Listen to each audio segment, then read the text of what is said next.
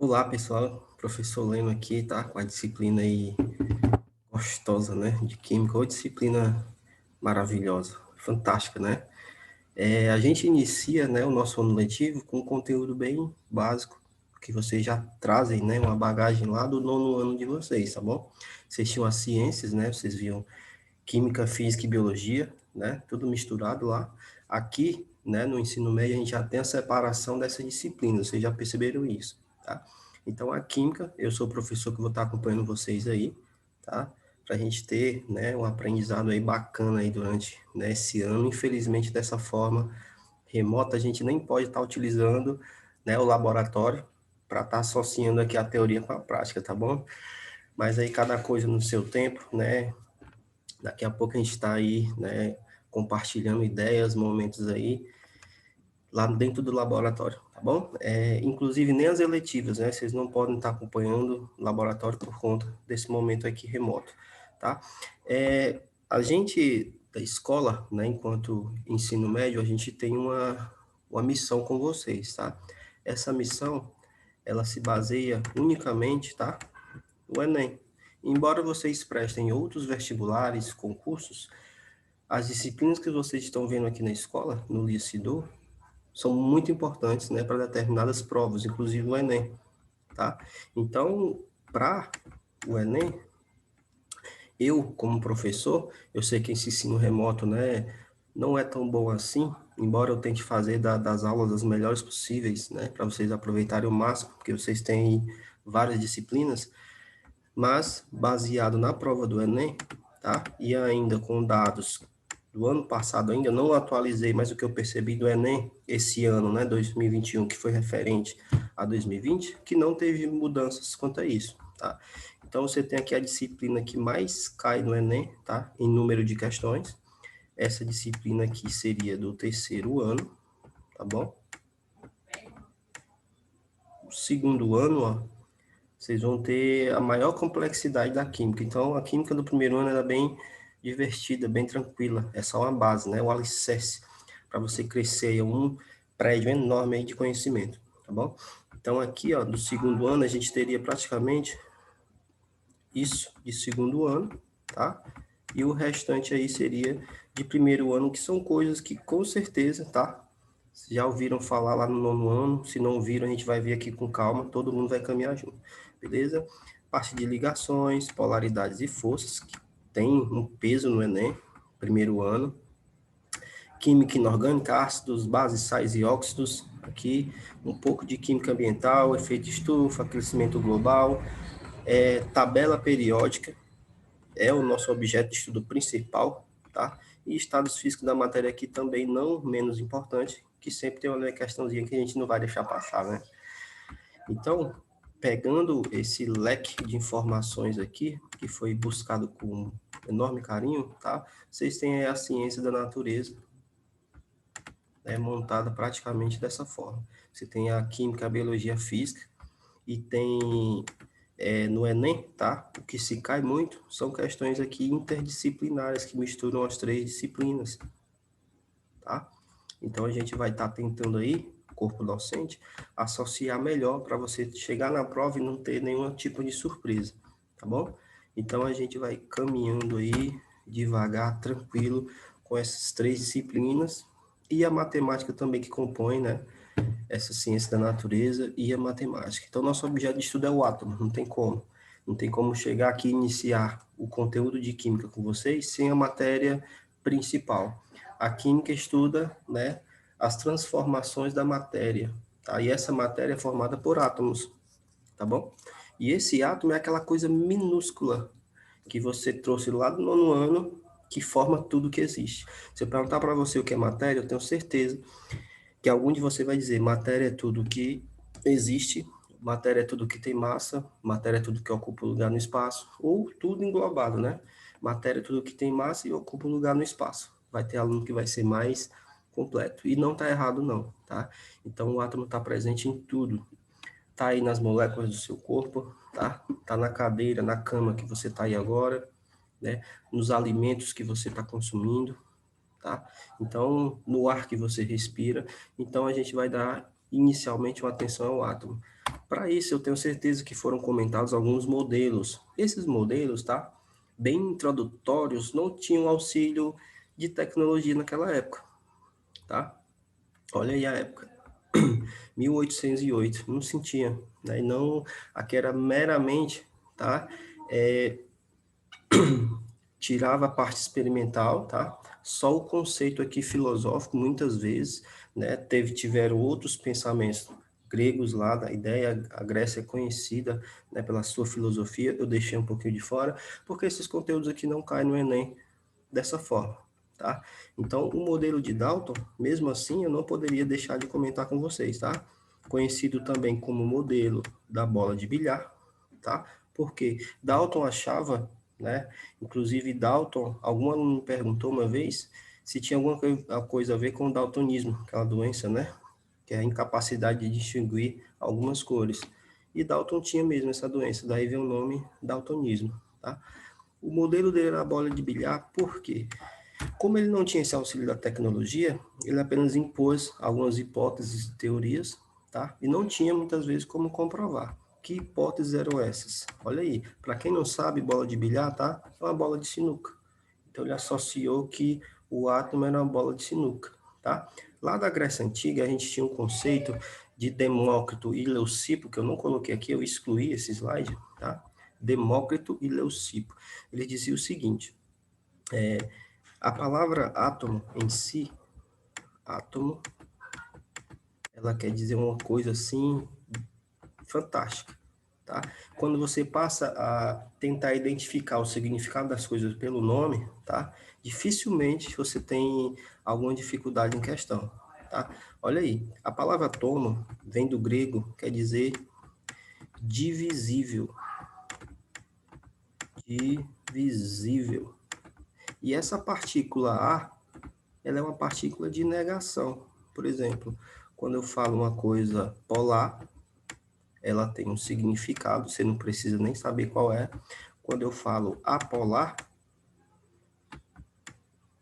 é uma coisa que não é polar, tá? Então, essa partícula é de negação. Então, aqui eu tenho uma coisa que é não divisível. Então, o significado do átomo, pelo nome, pela definição, é uma coisa que é não divisível. E aí, lá da Grécia Antiga, meramente os caras pensavam demais, o pessoal da Grécia viajava, eles pensavam o seguinte, mas faz muito sentido. Imagine aí o cara do nada, olha o pensamento que eles dois tiveram, Demócrito e Leucipo. Se eles pegassem uma maçã, tá? Olha a minha maçã aqui, ó, fantástica, minha maçã, tá? Não é vermelha não, viu? Opa, maçãzinha aqui, o que eles pensaram? Vamos lá, rapidinho. Se eu começasse a cortar essa maçã, cortasse aqui, cortasse, iria haver um pedacinho que eu não conseguiria cortar mais, tá? De tão minúsculo que ele era. Tá aqui o pedacinho, ó, que eu não conseguiria cortar mais. Esse pedaço é o pedaço que é não divisível, é o átomo, tá? Que se eu juntasse aqui todos esses pedacinhos, eu teria o quê? A maçã totalmente montada de novo, tá? A ideia do átomo é essa. Então, o átomo ele é a menor partícula possível capaz de montar as estruturas que a gente conhece hoje, tá? Então, os átomos para Dalton, eles eram esféricos, associam a bola de bilhar, uma bola de sinuca. Esférico, bola de sinuca, maciço, ou seja, ele tem uma massa, ele não é oco, ele tem a massa. Indivisível, que já vem da própria definição do átomo, não divisível e indivisível, e indestrutível. A gente já sabe que isso hoje, tá? Já não é tão verdade assim. O átomo se divide sim, inclusive os modelos posteriores colocam isso, e ele é destrutível sim, tá bom? E ele não é esférico, como dizia, como previa, né, Dalton. Os átomos de elementos diferentes, eles iriam ter massas diferentes. Isso aqui foi uma concepção que ele teve depois, né, de todos os modelos, mas foi Dalton. Os diferentes átomos se combinam em várias proporções, formando novas substâncias, tá? Os átomos não são criados nem destruídos, apenas trocam de parceiro para produzirem novas substâncias. Isso aqui você pode botar até um ponto de interrogação, tá? não vai ser sempre verdade, mas foi o que Dalton concluiu de acordo com o modelo dele, tá? Então, falou e Dalton, se cair prova, modelo da bola de bilhar, sem mistério nenhum, tá? Só que aí tinha alguns problemas no modelo, principalmente porque ele não conseguia provar muita coisa que ele falava, tá? Ele foi um dos primeiros a estabelecer o modelo daquilo que tudo que compõe, né, a matéria, principalmente. Então ele não explicou aí eletricidade e radioatividade. Se o cara não tinha nem tecnologia, como é que ele ia explicar a eletricidade e a radioatividade? Não tinha como, tá? Então vieram outros carinhas querendo tombar, né, a palavra de vocês, tombar Dalton, que foi o Thomson, tá? O Thomson já propôs em um átomo que ele seria aí, ó, não seria indivisível como o Dalton pensava, tá? Então é o modelo do pudim de passas. Eu estou passando rápido assim pela essencialidade da disciplina, tá? Não ser cobrado dessa forma. Então Thomson imaginou o seguinte: Dalton estava errado. Não vai ser uma bola. Eu até concordo que vai ser uma esfera, né? O átomo ele é esférico, maciço, ele tem uma massa, né? Mas ele não é indivisível, ele tem divisibilidade sim. O Thomson já conhecia partículas eletricamente negativas, que depois foram chamadas de elétrons. E ele pensou o seguinte: o átomo ele tem que ser neutro. Para ele ser neutro, deve existir uma partícula contrária a uma partícula negativa, positiva. Opa. Então ele já colocou no modelo. Vixe, o átomo é como se fosse um pudim de passas. O pudim vai ter a carga positiva e as passas que estão ali no pudim seriam os elétrons. Então ficou conhecido como modelo de pudim de passas. Olha aí, né? Para você ver como é uma coisa bem rústica, né? Bem antiga. Tá? Então a carga total do átomo seria zero, porque ele já estabeleceu essa divisibilidade do átomo.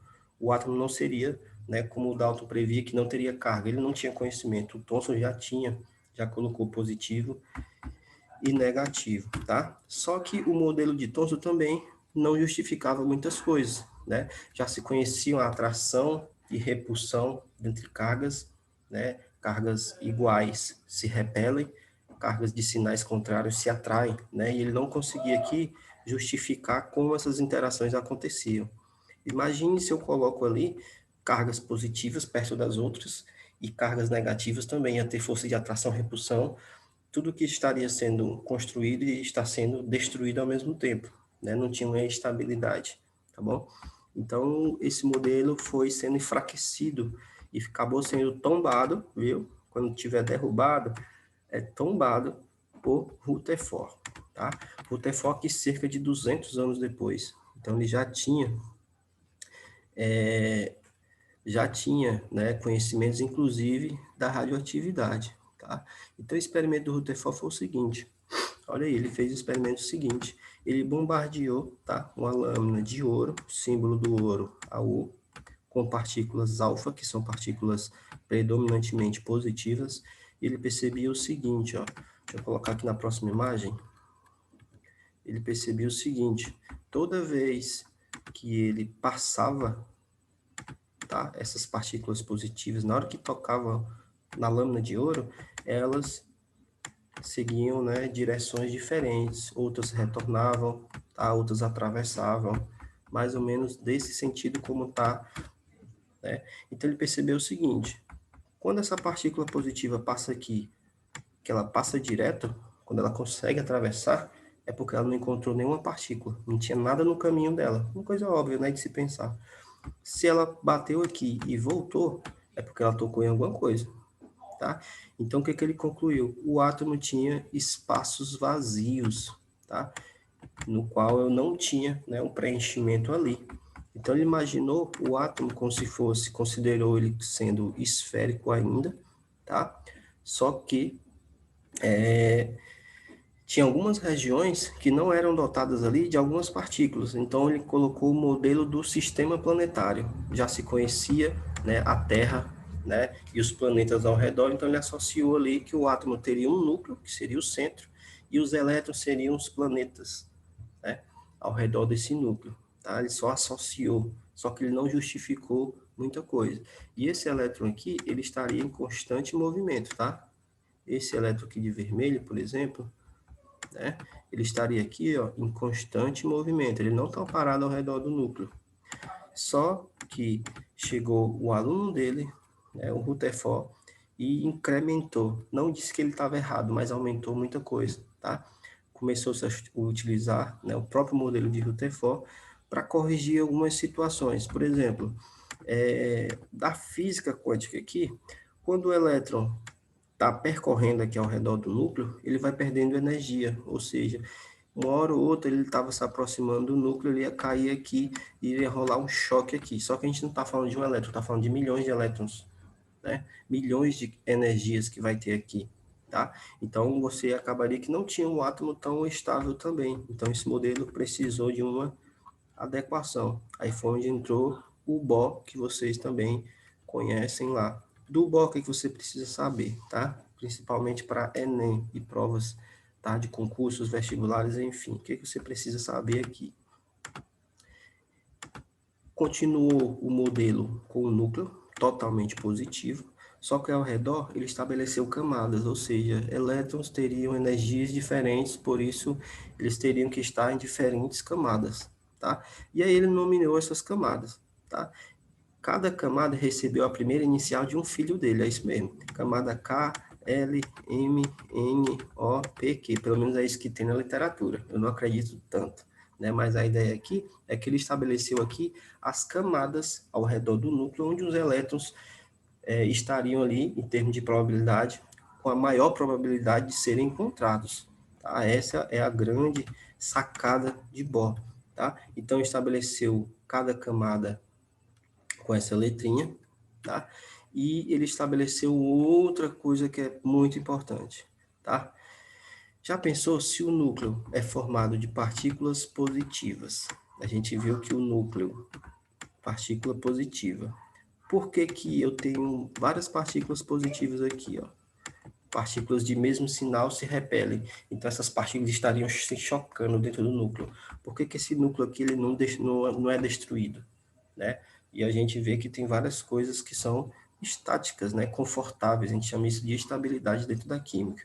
Então, necessitariam aí, tá? De algumas partículas que minimizassem, né? Esse choque de cargas positivas dentro do núcleo. Tá bom? Então, aí você teve, né, a ideia genial do nêutron. Então, o nêutron, a função do nêutron, que o nome já diz, neutralidade, é diminuir, né, ou neutralizar essas repulsões, né, esses choques entre os prótons, as cargas positivas. Olha aí que eu estou só resgatando, né, conceitos para a gente chegar no modelo atômico atual. Então, do Bohr, a eletrosfera, que é a região onde vai conter os átomos, é formada aí por níveis ou camadas. Isso é mais importante para a gente aqui, tá? Então, ao redor do átomo que tem um núcleo positivo, você vai ter aí várias camadas, tá? E ele nomeou essas camadas. A ideia do Bohr é a seguinte também. Toda vez que um elétron, que eles têm energias diferentes, tá? Então, digamos que eu tenho um elétron aqui e eu tenho um elétron bem aqui nessa camada, tá? Essas cores que vocês estão evidenciando aqui, tá? É a forma com que é evidenciado as energias que os elétrons emitem, tá? Então, toda vez que o elétron vai para uma camada mais superior, ele precisa de um combustível, de uma energia, tá? Então, essa energia é fornecida a ele, só que a tendência natural é retornar a esse estado natural, fundamental. Então, quando ele retorna, ele libera essa energia que ele recebeu, ele devolve, e essa energia a gente pode evidenciar na forma de cores, tá? Aí você vai lembrar de quê? Dos fogos de artifício, que é assim que funcionam, tá? A ideia do modelo atômico de Bohr foi isso que sustentou e é utilizado até hoje. Então, os elétrons, um termo químico, tá? Você excita ele, excitar na química, tá? Não é que você vê na sua cabecinha, não, tá? Excitar é fazer com que o elétron vá mais longe, mais distante do núcleo, para quando ele retornar, ele libera essa energia que você forneceu para ele. Então, é assim que acontece com os fogos de artifício, tá? E aí você tem regiões, ó, com vários tipos de cores. Então, se eu quero proporcionar uma cor violeta, eu tenho que proporcionar esse elétron a vir para cá, ó. Quando ele retornar, ele vai liberar essa energia que ele recebeu, e essa energia aqui você vai perceber na cor violeta. Então, até isso, microscopicamente, hoje já é possível detectar. A gente tem shows tremendamente caros por conta de fogos de artifício. Então, esses slides aqui são bem básicos para a gente chegar, né, no nosso modelo atômico atual, tá? Então, o grande propósito da nossa disciplina é começar do ato, mas eu tinha que comentar desses modelos. Então, a gente tem aqui que a linha vermelha, ó, só para ficar fácil, né, na hora que você estiver passando os slides, tá? A linha vermelha é quando, né, um elétron ele salta da terceira para a segunda, ou seja, ele está na segunda, você deu energia a ele, ele foi até a terceira, depois ele retornou e liberou essa energia que você deu para ele. E essa energia você vai evidenciar na cor vermelha, tá? Porque ele passou da terceira para a segunda. Quando você passa da segunda para a quarta, e ele retorna, né, da quarta para a segunda, ele devolve essa energia que ele recebeu na cor verde, ali azulada. E aí você tem essa movimentação, esse conhecimento até hoje. Quando você retorna da segunda para a sexta, você teria ali uma resposta, né, visivelmente na cor violeta, tá? E é assim que vai funcionar aqui para a gente, esses modelos que a gente vai, né, tá utilizando agora, né? Então, daqui a gente vai estabelecer o modelo atômico atual, tá? O nosso modelinho atômico atual.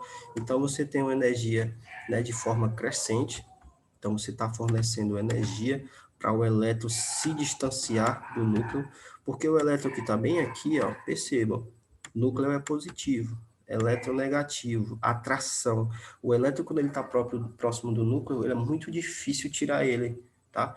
Então, você vai dar um combustível, altas energias para ele ir mais longe, e ele vai ter que retornar, porque é a condição natural dele, tá? E aí ele devolve essa energia que você adicionou, tá? Essa é a ideia dos fogos de artifício, que por isso que sustentou, mesmo assim, por mais completo que era na época, e até hoje é utilizado, ainda tinham sim algumas falhas, tá? Que são em cima dessas falhas que a gente tem aqui outras partículas, né? Eu comentei com vocês o núcleo, onde tinha os prótons e os nêutrons, depois, ó, e os elétrons, né, ao redor, na eletrosfera, já descobriram, né, de outras partículas, né, os quarks, por exemplo, de outras formas de energia que não elétron, os fótons, tá? Motivos aqui para posterior aula, tá bom? Então, teve o último modelo, que é o Summerfield, que a única coisa que vai mudar é o seguinte: Rutherford e Bohr disseram que eu tinha um núcleo positivo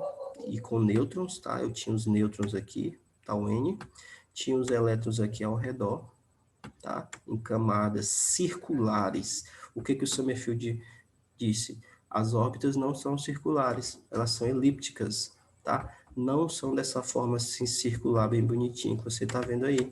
As órbitas elas são assim, ó, elípticas, ou seja, ora o elétron está bem próximo do núcleo, ora ele está mais distante do núcleo. É por isso que tem essa variância de energia, tá?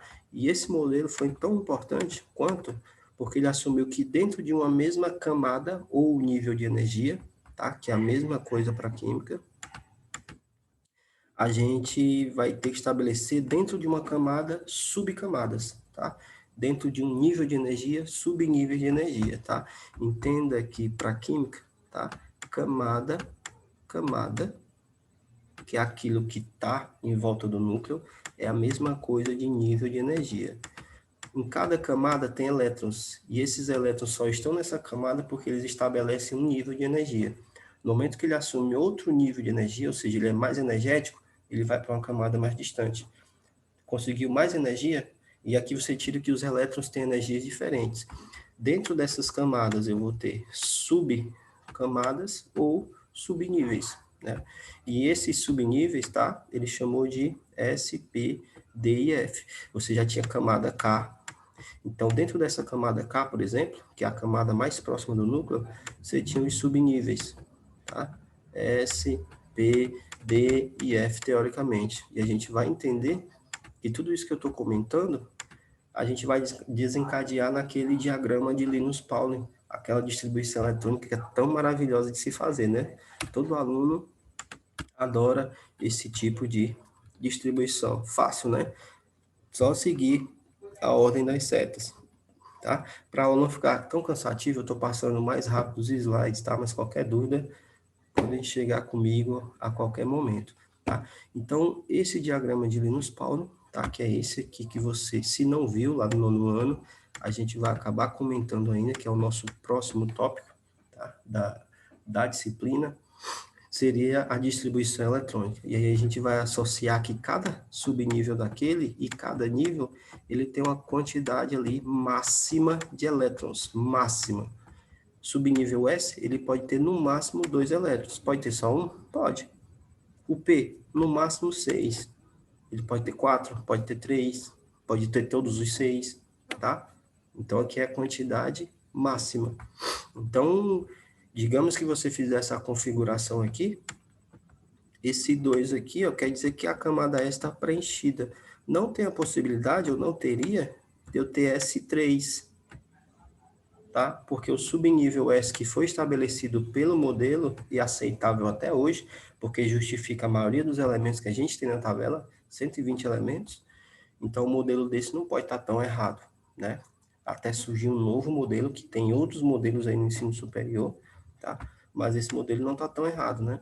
Então, 3S3 não teria essa possibilidade, assim como o P7, tá? No máximo 6. Essa é a ideia, a gente vai estar trabalhando, né, nas próximas aulas. Para vocês, tá? A ideia é só pegar essa introdução do átomo, fazer uma leitura, passar esses slides, tá bom? E aí vão surgir dúvidas e a gente vai estar tirando aqui, né, depois. Tranquilo, né? Então, para essa ideia inicial, a gente teria o átomo, tá? Com o seu núcleo, cargas positivas e os nêutrons ali, e os elétrons ali ao redor, tá? Elétron, geralmente, a gente coloca essa nomenclatura, é menos. Próton, a gente coloca um P e um sinal de positivo, afinal, o próton é uma partícula positiva, e a gente tem os elétrons negativos, e o nêutron é uma partícula neutra que está aqui só para conter ali que nem um próton fique se chocando com o outro a todo instante, até causar aqui uma mini explosão nesse núcleo, tá? Essa é a função do nosso nêutron, tranquilo, né?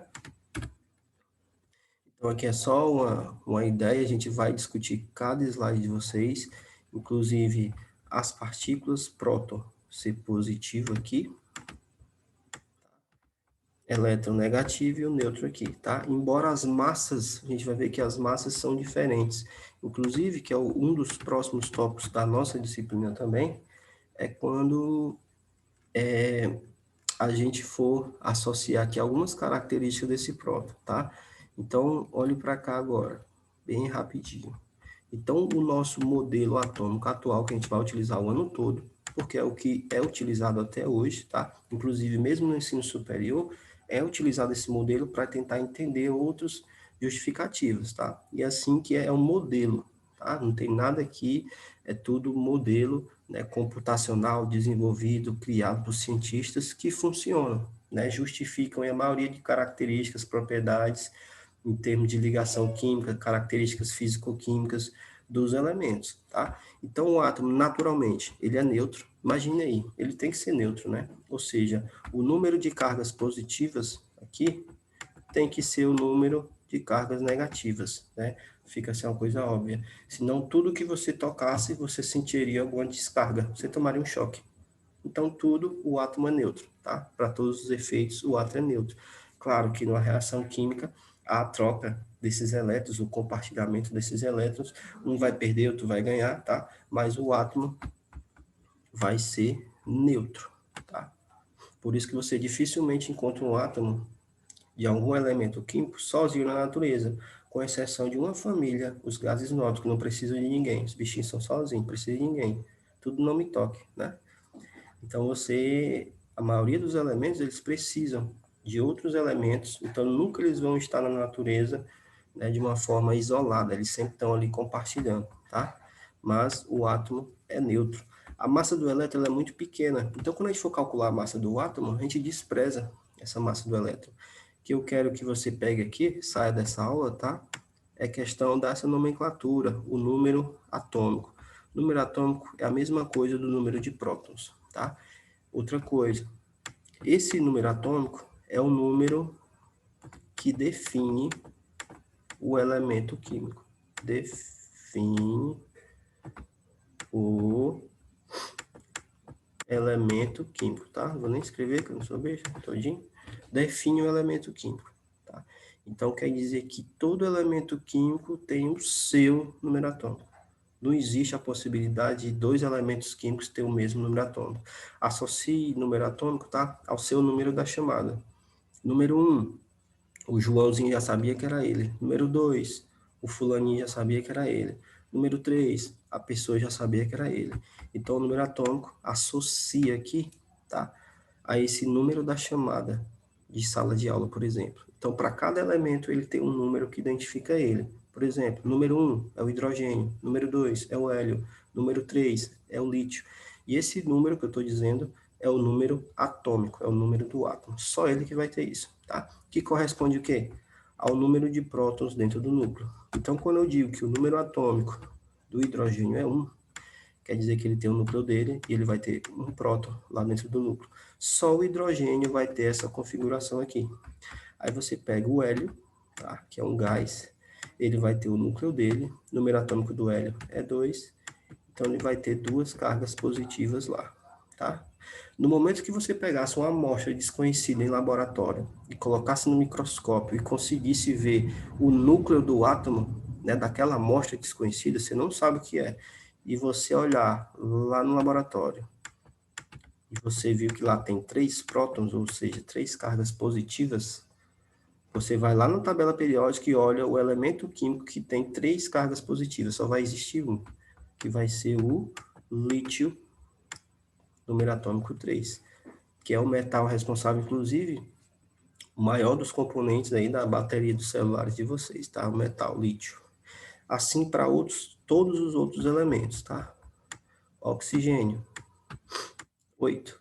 Então, só o oxigênio, ele vai ter aqui, ó, 8 prótons dentro do núcleo dele. Só o oxigênio tem isso.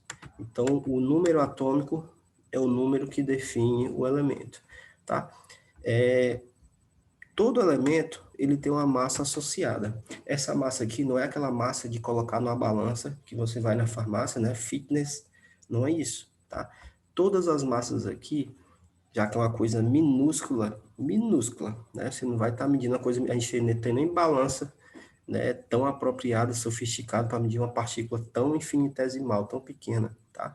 Mas a ideia aqui é que foi pegado um elemento da tabela, carbono. Então, o carbono, ele tem uma massa aqui associada, tá? Aproximadamente 12. Todo elemento dividido por essa massa do carbono, tá? Então, no momento que eu falo aqui, por exemplo, o oxigênio, a massa dele é 16, quer dizer que o oxigênio é 16 vezes mais pesado, entre aspas, tá? Ele tem uma massa maior, 16 vezes, que o carbono. Então, todos os elementos, quando se tratam de massa, é em referência ao elemento carbono, que foi um dos primeiros, né, elementos químicos aí a ser estudado, não é nem a ser descoberto, a ser estudado, e verificou-se a massa dele, então a tabela obedece nessa nomenclatura aqui. Todo elemento é feito, né, em termos de número de massa, tá? E no momento que eu falo que a massa do oxigênio é 16, não é 16 gramas, 16 quilos, não é isso. É o número de massa. É 16 vezes, ele é 16 vezes mais pesado do que o carbono. A ideia seria essa, tá? Representação do nosso átomo, assim como vem, né, nas questões na tabela periódica, tá? Número de massa, letra A. Você não vai colocar aqui o Mzinho, que o M é aquela massa que você atribui uma unidade, gramas, tá? E não pode ser o Mzão, porque a gente tem outra, né, unidade na química chamada molaridade. Então tem que ser o A, colocar o A, tá? Número de massa A, ele vem identificado aqui em cima, o X, tá? é o símbolo do elemento. O número atômico vem embaixo, aqui no canto inferior, número de massa em cima, e aí você tem aqui, ó, como exemplo, o oxigênio. Então, o que é esse 16? É o número atômico? Não, é o número de massa, porque ele está em cima, tá? O 8 é o número atômico. Esse 8 aqui, se ele é o número atômico, que é o Z, é igual a 8, sabe o que isso aqui quer dizer para a gente? Que é o objeto de estudo das nossas próximas aulas, tá? Que ele tem 8 cargas positivas, que é a própria definição, né?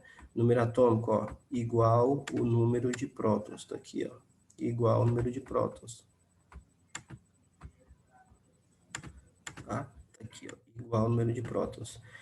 E se ele está neutro, se ele tem 8 cargas positivas, olha a sacada, ele tem que ter 8 negativas para neutralizar, olha aí. Então ele tem 8 elétrons. Lembra da definição? A primeira coisa aqui, ó, que a gente definiu lá em cima, se o átomo está neutro, não estou avaliando aqui o átomo numa reação química, o átomo separado, tá? Então, isso aqui, ó, é deduzido simplesmente daqui, tá? Professor, você não falou o número de nêutrons. O nêutron a gente vai fazer um cálculozinho bem bestinha, tá? Que vocês não vão nem sentir, não vai nem doer, tá bom? Mas eu prefiro tá encerrando aqui para não sobrecarregar tanto vocês, tá? Então a gente vai ver aqui momentos aqui desses números de massa, números de nêutrons, números de elétrons, e a gente vai estar percebendo aqui como é que a gente vai calcular, e a gente vai, né, ver a própria representação do elemento químico, tá? Essa representação, ela pode estar variando, claro, não tem uma lei, não tem uma lei que diga que tem que ser assim, mas é como vem trazendo nos livros, tá? Eu costumo passar para vocês essa, por quê?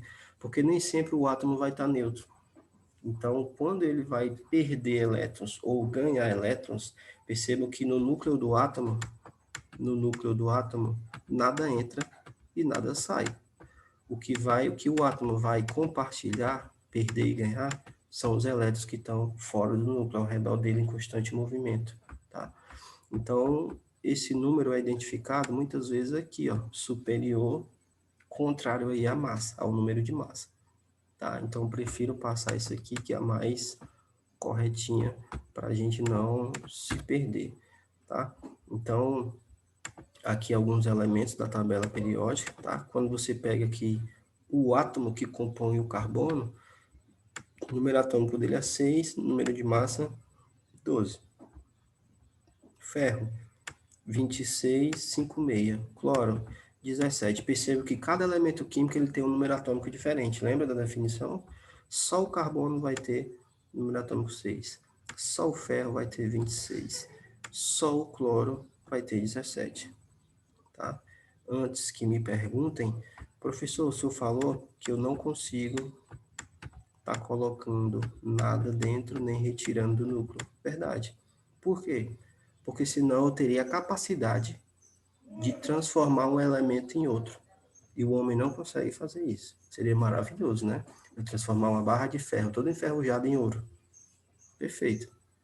Né? Mas eu não tenho, por exemplo, eu tenho nitrogênio número atômico 7 e eu tenho aqui o oxigênio número atômico 8.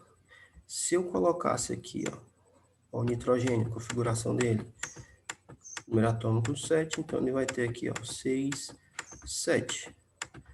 O oxigênio, né, 8. Então ele vai ter 8 cargas positivas dentro do núcleo. Tem 8? Tá faltando 1. Pronto. Se eu colocasse mais uma carga positiva aqui, ele ia ficar com quanto? Com 8, a mesma quantidade do oxigênio. Então ia deixar de ser nitrogênio e eu iria estar transformando esse elemento aqui em oxigênio. Eu não posso transformar um elemento químico em outro. Seria fantástico transformar ferro em ouro, ferro em cobre, alumínio em ouro, alumínio em prata, tá? E aí o homem não tem essa capacidade ainda. Toda vez que ele tenta fazer isso na química nuclear, mexer no núcleo do átomo, a gente tem uma instabilidade muito grande. É aí que tem a fusão e a fissão, né? As explosões, tá? Então é o próximo passo aí da química. Eu espero que tenham surgido dúvidas aí na cabeça de vocês. Se surgiu dúvidas, é porque você com certeza entendeu a maior parte do conteúdo, né? Vai demonstrar interesse. É ruim quando o aluno não entende nada, né? Não surge dúvida. É porque quer dizer que ele não entendeu tanta coisa assim, tá? Mas a gente vai prosseguir desse ano dessa forma. Eu vou estar colocando sempre os slides para vocês, sempre vou estar gravando essas aulas e vou estar fornecendo. E quando eu fechar aqui, para a aula não ficar tão cansativa, tá? Vai ficar para a próxima semana. Tudo isso aqui, né, que são as classificações, isóbaros, isótopos, que eu sei que vocês relembram lá, a gente vai acabar exercitando também com vários exercícios, né, para a gente acabar aqui, né, fixando melhor o conteúdo, tá bom? Qualquer dúvida, pode entrar em contato comigo, tá? Espero não ter deixado a aula tão cansativa assim, mas o motivo é porque você vê num dia, se não der para ver todo, vai pausando, tá? A ideia é sempre essa, tá? Então, passe os slides até onde a gente concluiu esse vídeo, tá? Passe os slides com calma, faça anotações no seu caderno, que você julgar importante, e aí na próxima aula a gente vai dar prosseguimento, tá bom, negada? Então se cuidem, fiquem em casa, tá bom? Show!